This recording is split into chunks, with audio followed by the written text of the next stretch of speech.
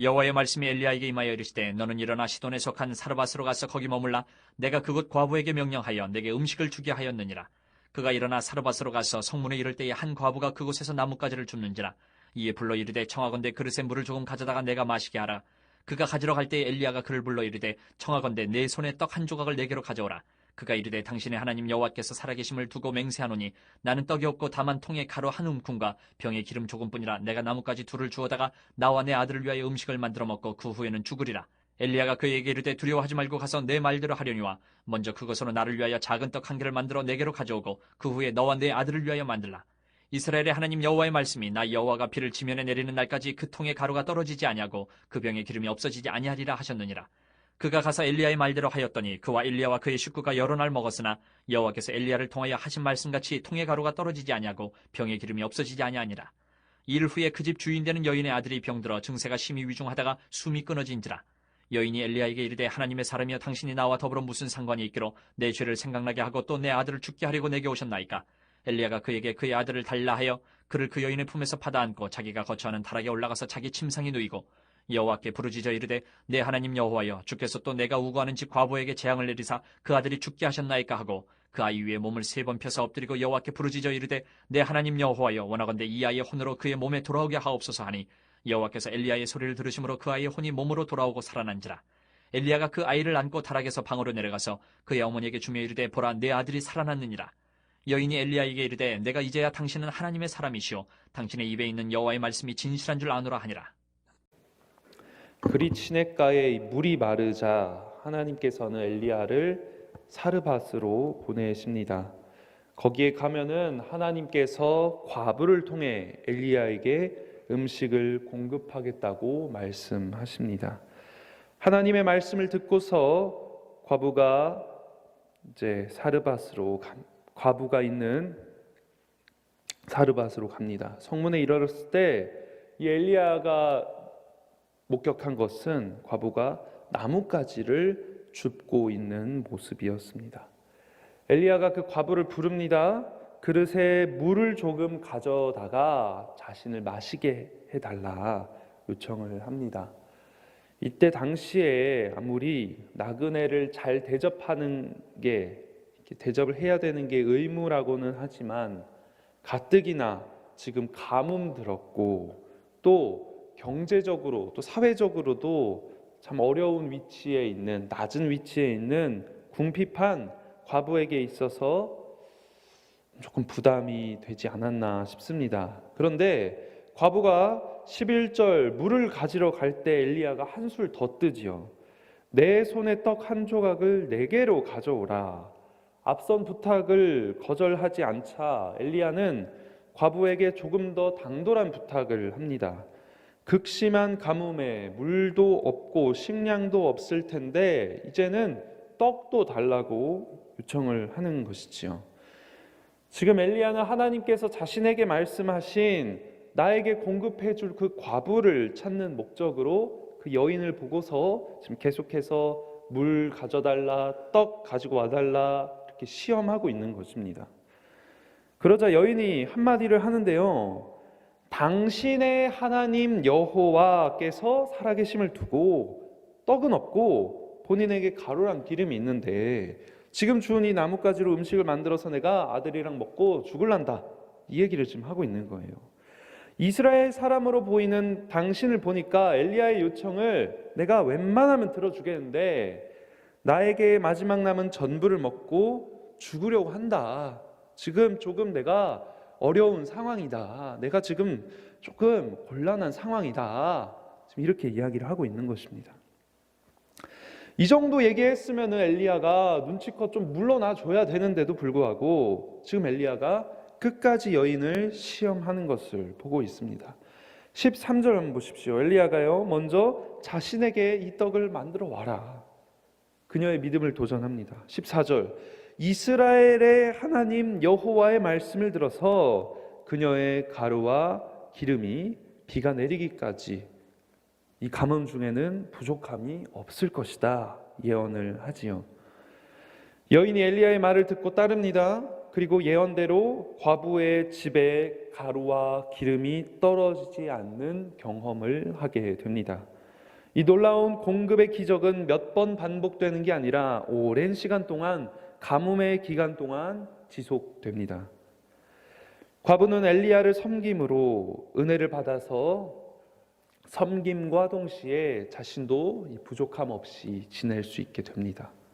그리고 시간이 지나서 얼마가 지났는지는 모르겠지만 17절부터 과부의 아들이 병이 들어서 고생하다가 어느 날 숨을 거두게 되었습니다. 남편도 없이 아들을 키운 과부는 절망의 구렁텅이에 빠졌을 것입니다. 시신을 붙들고 대성통곡했을 것입니다. 과부가 엘리야를 붙들고 18절처럼 말합니다.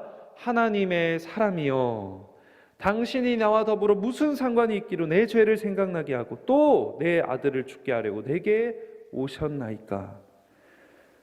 원망과 애환을 담아서 엘리야를 붙들고 이야기를 합니다.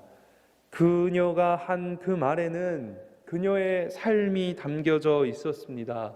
남편도 죽고 이제 자식마저 잃어버렸으니 이게 다 내 죄 때문이구나. 내가 당신을 잘 대접했는데도 불구하고 그 결과가 도리어 이것뿐입니까?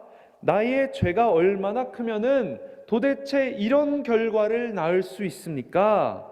이렇게 이야기하고 있는 것입니다. 엘리야는 그 죽은 아들을 데리고 자신이 거하는 다락으로 올라갑니다. 침상에 아들을 눕힙니다.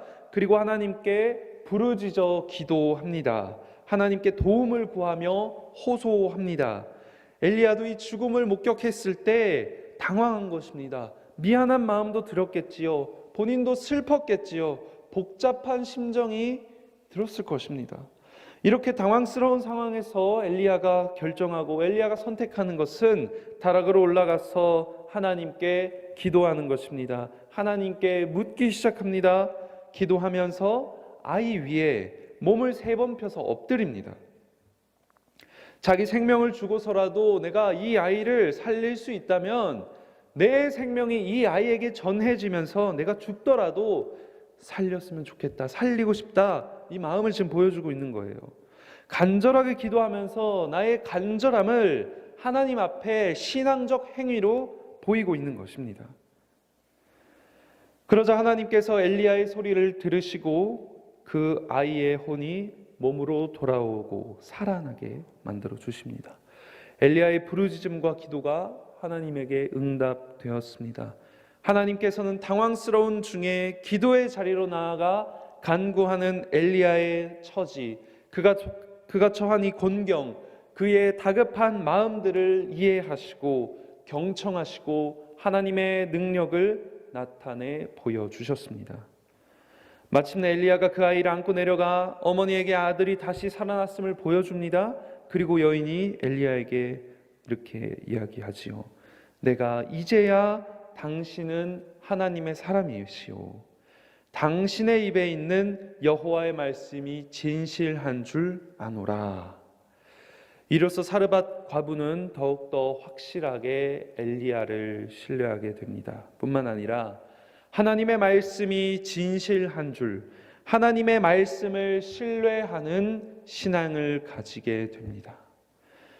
이스라엘이 하나님의 말씀을 무시하던 이 시대에 이방인 과부가 하나님의 말씀이 진실하다고 고백하였습니다.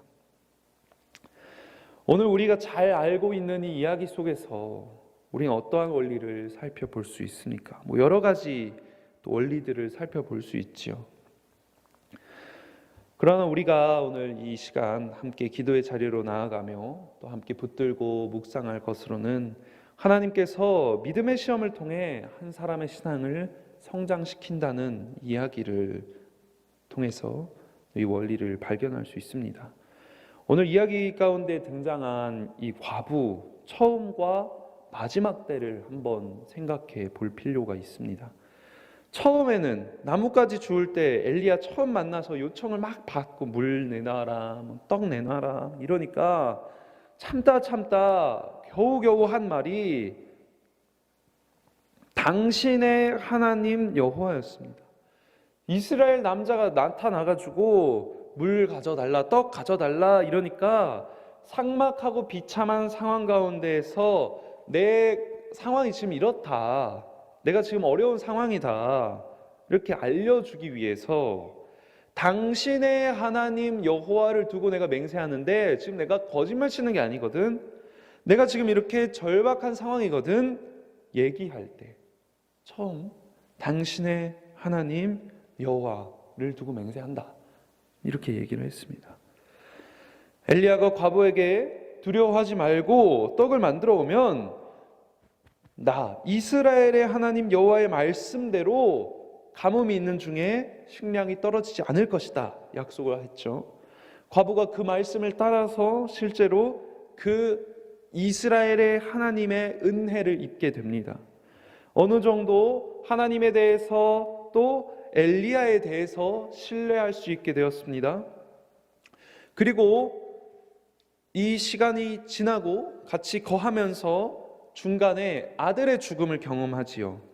그때 과부가 엘리야를 무엇라 부릅니까? 하나님의 사람이라고 불렀습니다.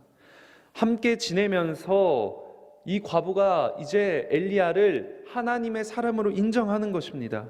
그리고 이제 마침내 아들이 다시 사는 경험을 통해 당신의 입에 있는 여호와의 말씀이 진실한 줄 아노라고 고백할 수 있는 순간까지 이르렀습니다. 여인은 믿음의 시험을 통해 여러 사건을 경험하고 시간이 지나면서 그녀의 신앙을 세우게 되었습니다. 그리고 이스라엘 민족이 하나님의 말씀을 모르고 살아갈 때 이 과부는 하나님의 말씀이 진실하다는 것을 알게 되었습니다. 이처럼 우리 하나님께서도 우리를 성장시켜 가실 때 때때로 물질적인 부족함을 경험하게 하십니다. 사랑하는 사람의 이 성경의 이야기처럼 질병, 고통, 필요하다면 죽음이 찾아오는 순간까지도 삶의 여러 가지 풍파를 통하여서 하나님께서는요, 하나님의 말씀이 진실하다는 것을 알도록 우리를 이끌어 가시는 분이십니다.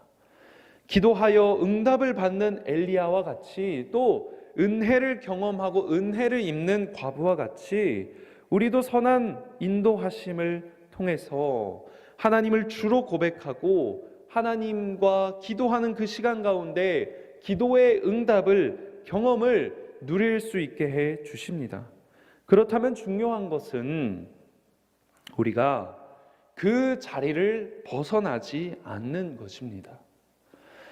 엘리야도 하나님께서 보내신 곳에 거하며 아들이 죽었을 때 거처를 옮기거나 도망가거나 회피하거나 이럴 수 있었는데 다락으로 올라가 기도로 간구하였습니다. 과부는요, 엘리야를 잘 선대하였습니다. 환대하였습니다. 필요한 것, 요청하는 것을 갖다 주었습니다. 하나님을 경험하는 와중에 때때로 또 아들의 죽음을 겪는 그 순간 가운데 자신의 죄에 대해서 생각하고 엘리야에게 솔직하게 말했죠. 근데요, 결코 그 중간중간 이제 그만 도와주겠다, 그 중간중간 이제 그만 돌아가줘라, 아들의 죽음을 겪고 이제는 떠나가줘라 이렇게 하지 않았습니다. 우리는 지금 삶의 어느 시점에 지금 서 있습니까? 선지자조차 그 하나님의 인도하심 가운데 당황하는 순간이 찾아왔습니다. 하나님의 선한 인도하심 가운데 선지자조차 당황스러운, 어떻게 하면 좋을까 하는 그 순간이 찾아왔다는 것입니다. 우리의 삶도 마찬가지입니다.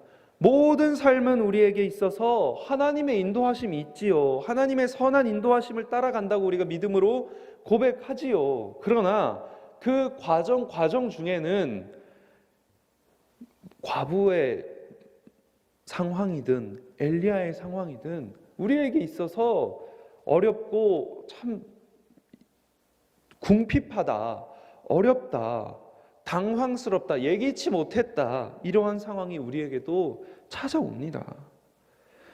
어떻게 우리가 그 시간을 보내야 되고 우리가 그 자리에서 그 지점에서 무엇을 해야겠습니까? 자리를 벗어나지 않는 것입니다. 엘리야와 같이 기도하며 그 상황 가운데에서 하나님에게 부르짖는 것입니다. 결코 그 신앙의 자리를 벗어나서는 안 됩니다. 나의 삶의 정황 가운데 나를 기도하지 못하게 방해하는 것이 있습니까? 기도하는 것보다 더 중요하게 여겨지는 것이 있습니까? 기도의 능력을 경험하기 위해서는 기도의 자리를, 기도의 시간을 지켜야만 합니다. 이 시간 기도하며 주님께 부르짖기 위하여 이 자리 가운데 나아오신 줄 믿습니다. 하나님, 어떠한 일이 찾아와도 내 마음이 시험과 유혹 가운데 흔들려도 심지어 하나님을 원망한다 할지라도 감당할 수 없는 슬픔과 실패와 좌절이 내 삶 가운데 찾아온다 할지라도 하나님께 기도하는 자리에서만큼은 결코 벗어나지 않게 우리 주님에게 매달리며 간구하는, 또 우리의 구할 것을 주님께 간절하게 부르짖으며 아뢰는 우리 대구기지교회 귀한 성도 여러분들 다 되시길 주님의 이름으로 소망합니다.